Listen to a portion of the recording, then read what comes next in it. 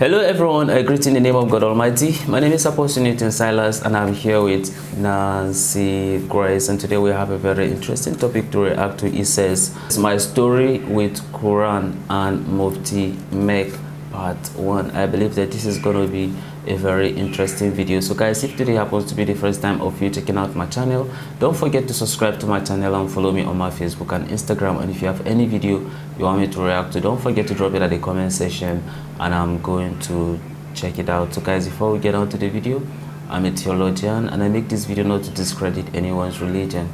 This is basically for educational purposes, and I believe that at the end of this video we all are going to learn from it. So guys, let's get down to this video and check this out.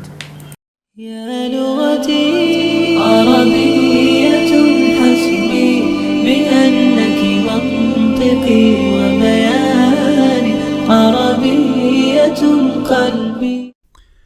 Assalamu alaikum wa rahmatullahi wa barakatuhu. Peace be upon to you. We managed to get in touch with a young American lady who was contacted by Mufti Menk after she commented upon his videos, and he very kindly responded to her. She holds him in very high esteem and even refers to him as her internet dad. As a result, she has started to read the Quran. Sometimes we come across people who have a positive impact upon our hearts. Milan is such a person. I've watched quite a few of her videos and I find her to be a person of reason and intellect. When she talks about her troubled past, it's as if she's telling us about the hurdles that she's crossed in order to be the person that she is. If I was to use some words to describe her, they would be deep, intelligent, philosophical, serious, and subtle. But through all that, she comes across as a very likable person. So please watch my interview with Milan. Please visit her channel, which should be in the link below. And don't forget to subscribe and like the video and press the bell icon. Thank you very much. Hi Milan. Hi. Okay, I'm going to go straight into a very deep question. So let me start by asking you something about the challenges in your past that have molded you into the intelligent, balanced person that we know you are today. Yes, so when I was little, at the age of 3, the state had requested that my uncle pick me up from my mother and my father because my mother was a exotic dancer or stripper, whatever the PC term is for that position, and my father was a musician and a drug dealer at the time, and the state could see that I wasn't being taken well care of, and instead of putting me but before they put you in the adoption system, they see if a family member will take you. And my uncle came out, he picked me up, he took me to my grandparents, and my biological grandpa on my mother's side I never met. He doesn't know I exist. He doesn't know that my mom exists. He was a Cherokee Native American Indian.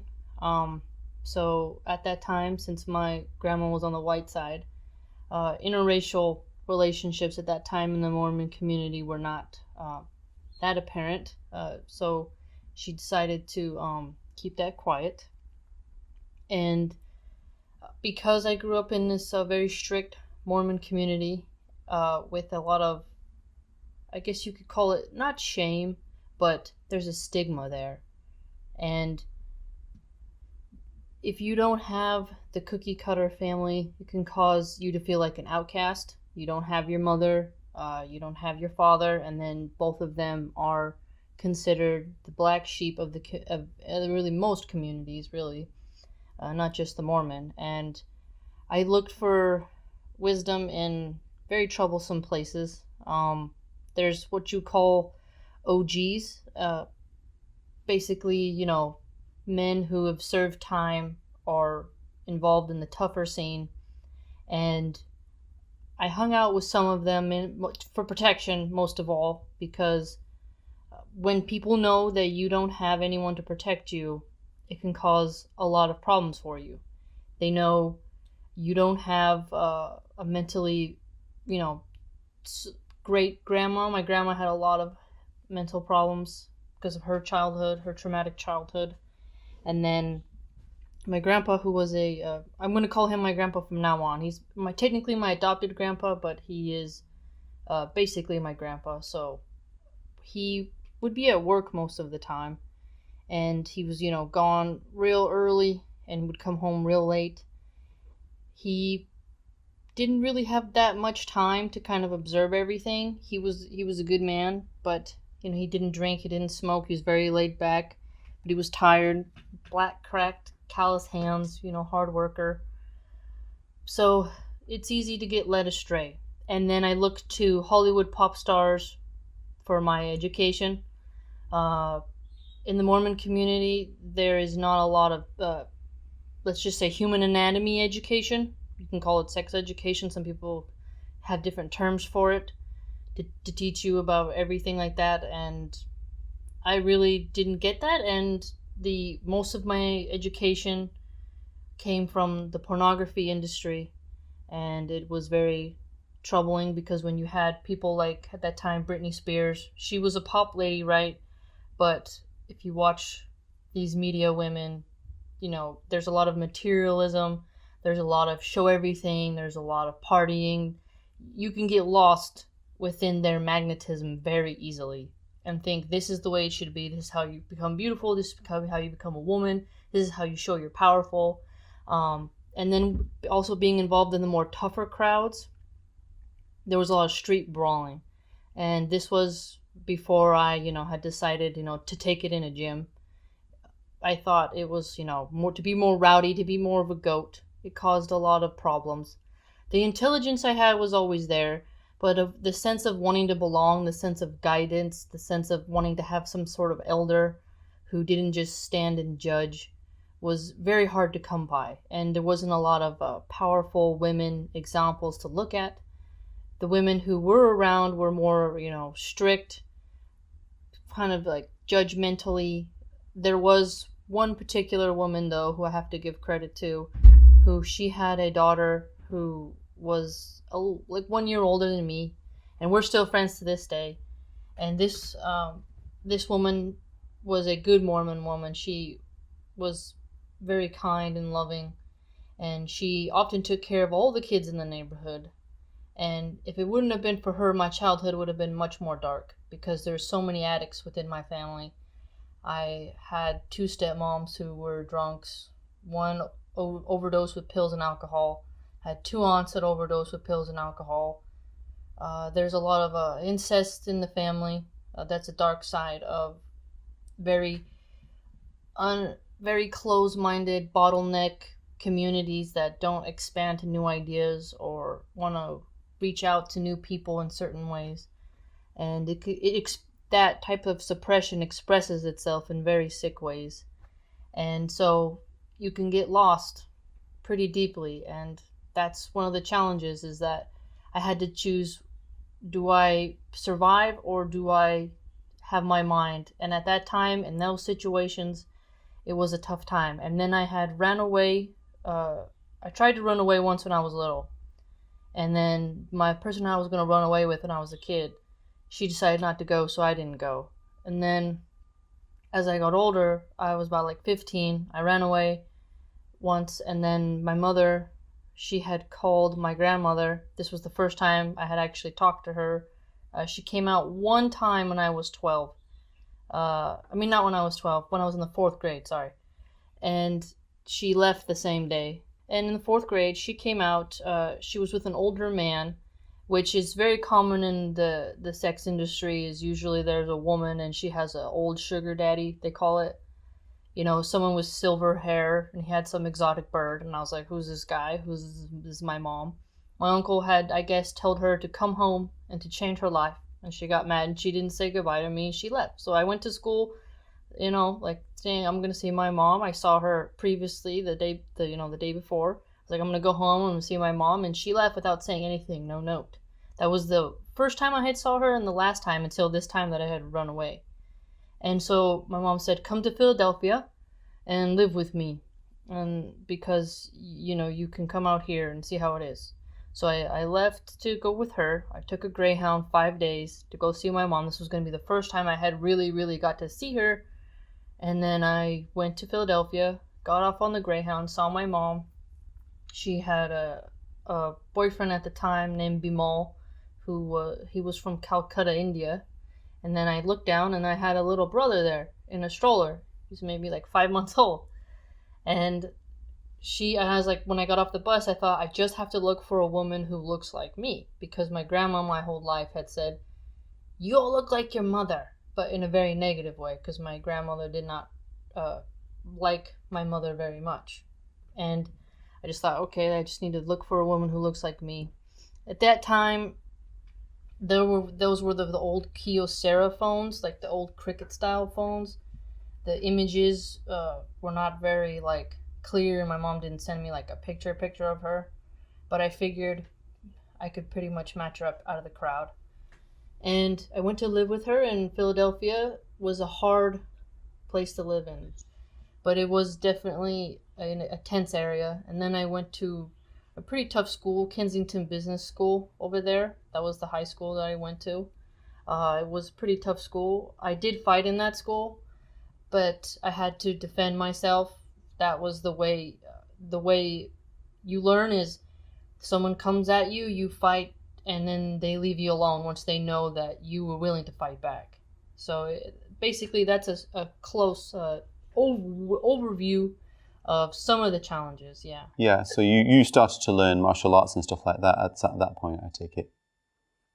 I always was a very feisty kid. I even before I went to live with my mother, I fought a lot. Ah, right. I did. The sad part is they'll be surprised to hear this, but I was actually expelled 3 times from school. Expelled.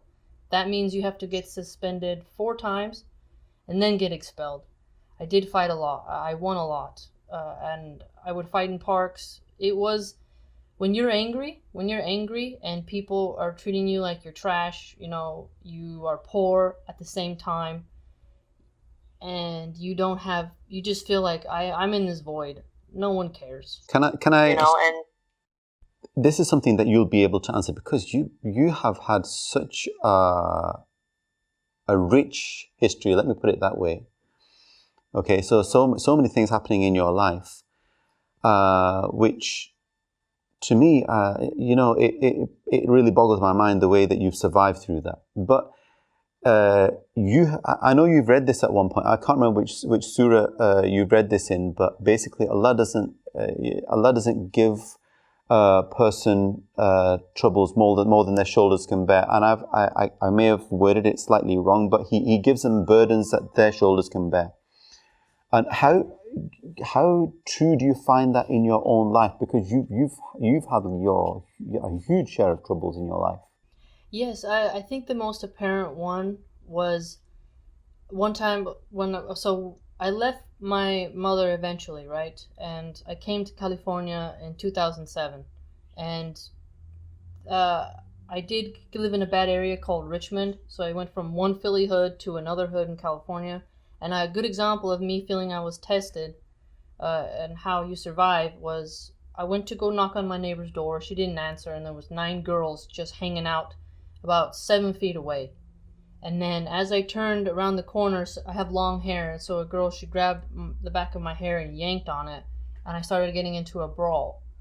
But I guess fighters call this like kind of just like unleashing yourself. You kind of go into a very survival mode, not closing your eyes and wailing your hands like an octopus. No, I mean like, no, I need to strike, then hit this person, strike, and I survived, I took a beating, but I survived. I didn't have any money. I was in my pajamas, so they were trying to cause trouble, but situations like that, I'd say there's really good examples of being tested and being able to survive a lot of physical things. And then at that time, I'd also say being tested is when I would be around the Saint of Death worshippers. There's a lot of them in California, but they're all called the Santa de Muerte.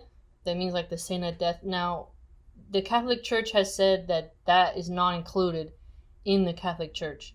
it's mostly for cartels. It's like Italians have the mafia, that people that they look up to. So not all, but in the Mexican community there is a that saint of death. It's like a skeleton with like a Sith. It looks like a Grim Reaper sort of. And the women who practice in that faith, they're usually from Veracruz, Mexico. And I'd say a good time where I was tested is when I had to work with one of those women, and you can kind of hear the darkness that comes out from their mouth. And I'd be like, I can bear this, but... This is something, sorry, I'm interjecting there, but this is something, they consider this to be a part of their Christian faith. So those particular women, they would argue, yeah, I saw one hold a Bible once, and I was a little rude. I feel bad for saying this, but she had once put she was the mother, my mother-in-law. I was never married to her son, but I lived with her son because I wanted to marry him, but she didn't want the marriage. But I didn't know she was a saint of death cult worshiper till later. But one time she had put a Bible in my car, and then I this is going to sound rude, but I took it and I threw it. And I know it's rude, but I was like, you need to keep your religious items out of my vicinity. I don't trust you. It's like we started to clash a lot. And then there was a weird time at the kitchen table where I really had to keep my composure. She had a little plate, and she was throwing things in this plate, and she was mumbling under her breath, and she was looking at me, and I could speak Spanish at the time, but she wasn't speaking Spanish with what she was mumbling. And I was like, this is a test. I could grab that plate and get into a physical altercation. But instead, I walked into my room and I grabbed a Buddhist, it's like a little rosary. You wouldn't call it a rosary, but they have a prayer bead thing. That was the only religious item I really had, was something from Buddhism. And I took it and I just kind of put it in my fingers. You know how you go from one bead to the other bead? And I just kept eating my dinner. I was like, just don't engage. She's crazy. She was definitely dark. At this point, you were what was your beliefs? Because you brought up Christian, Mormon kind of faith when you were a child, but at this point, you were. I was looking at. I went to a Tibetan monk who had a little shop, and I asked him for something for protection because I was afraid of my mother-in-law. I'm going to call her my mother-in-law. I wasn't legally married to her son, but it just makes it makes more sense. That's fine. Yeah. And she scared me a lot, and she was really mean. She was a really horrifically mean woman, and she had a little saint of death bone statue. I mean, these people are really dedicated to their faith. It's pretty scary. Okay. And I asked him, so I wasn't really any part of faith, but I went to a monk to ask for help because they always seemed at peace. And I was like, I need something. And she says she's a Christian, but she also is a saint of death worshiper. She's blending two religions that don't really get along, because some saint of death people will say they're separate. And it's been a weird thing in Mexico how they explain that, right? Okay. Because you'll see people have a rosary, and then you'll see them have that necklace of the saint of death. Okay. And it's like, what? Right. Yeah, so she's kind of both, and I was basically trying to get help from Tibetan monks. Right. So then we move on a little bit from there. So now you're out of your mother-in-law's hair. You're still with your. He was when I left her house. I never had children with him. I left, and then I went on my own, and I went to what we call the canal. You went to the where, sorry? It's called the canal. It's like an immigrant zone. Okay. It's where you rent rooms, and it's like really crowded, lots of crime. Now they've cleaned it up a bit, but it was definitely like a projects. It was definitely I see. A very underdeveloped area. Oh, okay. Yeah. Okay. And I rented a room, and I had 8 other roommates in a tiny 2-bedroom apartment. Milan, so now I'm going to move you forward a little bit. It's just basically we are now, you've kind of, now you have a child, now you've calmed down a little bit, and now you've kind of now at this stage, right now, at the moment, you're reading the Quran, you're reading a Mormon Bible, and still looking at Buddhist stuff, yeah. So how? Well, yeah, because I'm a I'm a theology nerd, so I read holy texts all over, but the Quran is a special one because of Mufti Menk and how the Habib community and the Muslim community reached out to me and showed me a lot more love that I had never experienced before. Okay, so moving on to that question, my question would be: so you read a lot of the Quran now, so you listen to videos of Quran as well, don't you? The recitations in Arabic. Yeah. The recitations in Arabic. Now you don't understand what's going on, but you listen to them anyway, don't you? Because there's a beat there, yeah. Because since I listen to a lot of different types of instrumental music, so when you look at the way in which the beat goes, the pattern, the vocals, it's very much like a Arabic when they recite. I mean, we listen to opera. Yeah, sure. We don't have to understand everything the opera person is singing, right? Okay. But it's that the vocals, the pitches that move you inside, and that's what you can get from the recitations.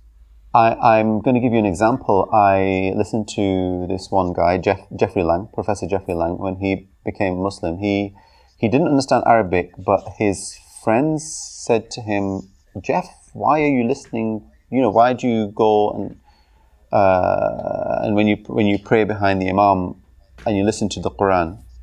He said, "What do you get out of that?" He said, how do I describe this? It's like, when a baby is like 3-4 months old or a week old or whatever, and it hears the soothing voice of its mother. What happens is that it recognizes the softness and the tone and everything of the mother. So when I'm listening to the Quran, I don't understand what the words are saying, but one part of my heart understands that this is my Creator who's talking to me, and I get that connection through that. So I mean, I don't want to put words in your mouth or anything, but does that kind of ring true with how you kind of like how I feel a sense of peace, you mean? Mm-hmm, mm-hmm. Yes, I do feel a sense of peace. There's definitely a calming down. I think a good comparison would be, I would ask the Tibetan monks once, why do you repeat these mantras? And they said, because it'll regulate your breathing and it'll calm you down and bring you back to mindfulness and center you. Yeah. So when I hear the Arabic, and then there's a pitch that you don't understand, but you can get emotional. True. And you're like, oh, and the way because it seems like Arabic comes from the base, comes from like when you say it's like the way you pronounce the words, it comes up from your stomach and out. Yeah. Where some languages are more in the nose, some are more in the upper part of your throat, but the base tone of it, the pitch, or as you want to call it, affects me, and it's very peaceful and relaxing. It feels like an echoing call. It's different than something that's like sounds too abstract. Okay. So at one point, the Tajweed. Oh, right. Okay, this is what you referred to just there is something called Tajweed. Tajweed is basically the intonation, the correct pronunciation. It's all these kind of things that come into it. So that's a lesson for you there. So at which point? So what happened to you when you picked up a Quran? So when was this? So I picked up the Quran actually after Mufti Menk. I had bought the Quran. Now I had the Quran on my shelf because I was like, I want to read this book because I need to understand what's going on, because there's a cultural war going on in the United States. True. And we're actively engaged in wars in these zones, and I need to figure out what's actually going on. What do these people actually believe? Now, this is going to sound kind of weird, but this is how it goes, though. So it starts off with my whole journey with discovering the Quran. Starts off with, I read a lot of books that people will say, like, well, you should never read these books. And I'm like, well, I'm going to read it anyways. Yeah. So the first one was, I was in the library, in the Larkspur Library, and I came across, there was a book on Christopher Columbus, and then next to it there was one Osama bin Laden's, and I was like, what in the world? And I picked it up, and it had, you know, this military background that he used to work for the CIA, and that he was actually highly educated. And I was like, wait a minute. I get the guy went off the boat. We get that. But I didn't know he was highly educated. From our media, we thought he was a wacko in the caves who was just insane. And because of that stigma, the controlled propaganda, I guess you'd call it, it was like, wait a minute. So this guy was actually somebody really educated, and his family was wealthy? Right? And I was like, okay, I obviously can't trust everything I'm hearing. I need to, you know, explore more. Sure. And I still had a little, because I was, you know, when you're in the 6th grade is when 9/11 happened, and we watched the towers hit, right? And so there was a big us versus them. And I didn't consider myself part of the Christian community anymore. Even in the 6th grade, I was like, well, I'm around all of you. I go to church camp, I go to seminary, but I don't really feel like I'm in the flock. Okay. I kind of feel like I just exist. Right. And so little by little, I started, you know, and then fast forward a little bit after I had read that biography. I've also read Caligula, Nero, all kinds of books. So anyone's ever wondering, like, why did you pick that one? It's like, I've read Hernan Cortez, you know, Pizarro, all of them. Okay. I'm not you know, Napoleon. I mean, I've read them all, right? The historical military figures and stuff like that, I've read. Sure. So it's like Genghis Khan, you know, stuff like that. Right. So I started getting really lonely because I was like, Christianity didn't have enough. Atheism didn't really. That just made me more angry. And then I thought, well, obviously these satanic people, these saint of death people, they're really dedicated. I can see there's evil. There has to be good, man. There has to be. Why can't I feel this thing? Why is nothing connecting? I'm just in a void. I started to become a little nihilistic. Like, why is everyone talking about this spirit? I studied with Jehovah's Witnesses. I didn't really get anything, right? Okay. And I was like, this is starting to feel like despair here. You know, it's like, why is none of this clicking? Is something wrong with me? Right. You know, am I bad? You know, it's like, why is nothing clicking? And then I went looking for relationship advice. And I came across Mufti Menk in one of his interviews. My goodness. Yeah. And then I was like, what is this guy? Sorry, Milan, when was this roughly? When you say that you came across Mufti Menk, are we talking about At least 2 years. At least 2 years. It was incremental. Yeah. And then it got more and more and more. At least a little under 2 years ago. That's really interesting. Yeah, That's if really I interesting. remember my timeline correctly. Sure. Can I move the questions on a little bit, if that's okay? Totally, yeah. Yeah.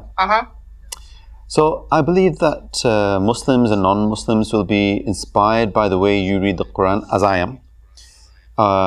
You know, especially when you pick particular ayats of the Quran, and like I explained, ayats are the lines of the Quran, but we call them they're referred to as ayats because they are signs of our Creator. Okay, so you pick particular ayats of the Quran and ask questions regarding it, and I find that fascinating when I see you do that, and it's like every single time that happens, something is triggered in your brain.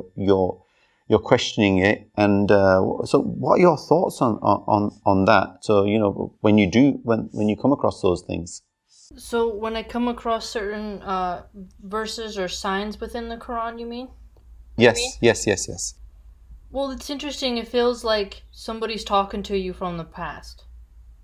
As somebody who reads a lot, I think many nerdy people will get this, is when you can read text and you flow through it, right? You're understanding it, you're flowing, like you're just flowing it out, and then there comes like a point where you pause and it just kind of grabs your attention. And as I've told, like I guess we call it, I don't want any spoilers. Like some people will say, well, go down this rabbit hole, go over on this rabbit hole, and I'm like, no, my brain will get confused. I need to experience the text, me and the text alone, you know, just to go through it together like a journey. And then as I do that, the emotions that are evoked, the thoughts that are produced, come naturally and organically from the text, and then I know I have a real connection, that nobody incepted the idea into my brain. Do you know what I mean?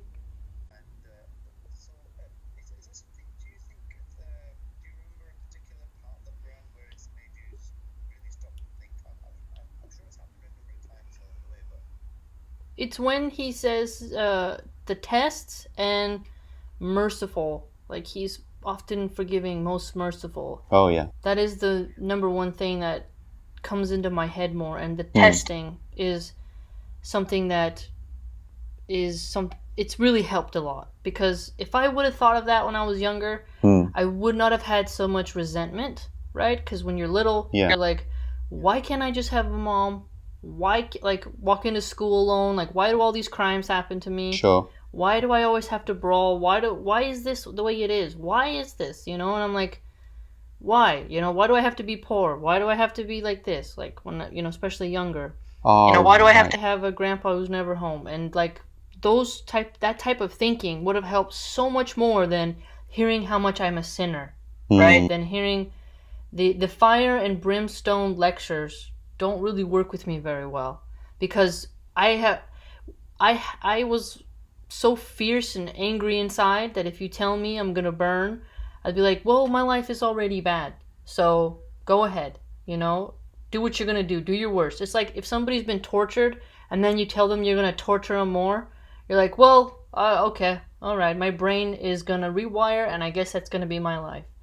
But Mufti Menk was he had a loving, calm, peaceful nature. It just felt like as somebody had calmed a raging jaguar down. You know, it's really I see. like that. That's really so interesting the way you put that. That is so interesting. It's like that scene in Crocodile Dundee when the two fierce dogs come in front of Crocodile Dundee, and he just uses because he's been. I don't know if you ever seen the film. No, not that one. No. All right. So I know who that character is, but I've never seen that particular film. So he's so these two guard dogs come running towards him, and he just does this little action because he's been brought up in the jungle, kind of the outback in Australia. So he's seen all sorts of animals. So as soon as these approach, they just calm down. As soon as they see him, they run towards him, and they calm down as soon as he looks them in the eye and calms them down. And then they become like little puppies. And I gotta say, some people will not understand it as much if they have a healthy father and a loving mother and a structured family. But when you have no one, like when you really feel like there's not that many people who really care about me. My teachers think I'm a pest. I don't have nice clothes to go to church. I'm not really welcome there because of my family's history. And the only people who have an interest in me are the tougher, more darker people. You're like, man, I'm just going to be a sort of Tarzan, a wild Mustang, raging, just feeding off of my own anger. And when I started to listen to Mufti Menk, it kind of just felt like an unwinding, like a mummy kind of getting its wraps taken off. Right. And I was like, يا لغتي عربية حسبي بأنك منطقي وبياني عربية قلبي. Well, that's a very interesting video, and also a story by Milan. You know, it shows that Milan she has actually gone through a lot, you know, looking at her family history and some of the things she went through. But then we just thank God for her life, that at least through some people she was able to at least gain her life back. She able to like understand who she is and why she is here on earth. I've always said that it's very, very important as an individual, when you find yourself here on earth, it means that you are part of God's plan. And if you are part of God's plan, it will be good for you not to just live a life and then you die a life that we cannot be able to remember. For instance, we have someone in the Bible, Methuselah. I don't know if you understand, it's also the same thing in the Quran. We can only talk about Methuselah and says that he was just the oldest man here on earth, somebody who actually lived long, but history did not tell us what Methuselah do. We can only talk about the number of years he spent here on earth, which was long. But while Methuselah was here, what did Methuselah do? I don't know. Maybe probably in the Quran, maybe probably Quran may state it differently, but in the Bible it did not state what he do. We do not really understand the impact he does. But then we also have couples of people who live here on earth, even though their life on earth was very short, but they really make a lot of impact. I could talk of Jesus, for instance. You know, he was here on earth for just 33 years, but what happened? Look at the impact, you understand, he make. You could see that Christianity happens to be the highest in terms of number. Of course, it's the highest, in a sense, religion in the world. Then and not to talk about, you understand, the rest. You know, I don't really have to go into them. So the reason why I am trying to point this out is, if you look at it, she says that when she was looking for relationship advice, and then that is when she came across Mufti Menk, and then from there what she got inspired with some of the teachings he have been doing concerning relationship and religions and all that, and those are some of the things that was able to draw her more to Islam, which is very interesting. Imagine that, and Mufti Menk might be somewhere else, not even knowing anything concerning this, but you see, because of some of the things, you understand, he is doing, some of the things that he is doing, that he gets known about, of course people come to him and they are actually practically learning from some of the advice he is giving.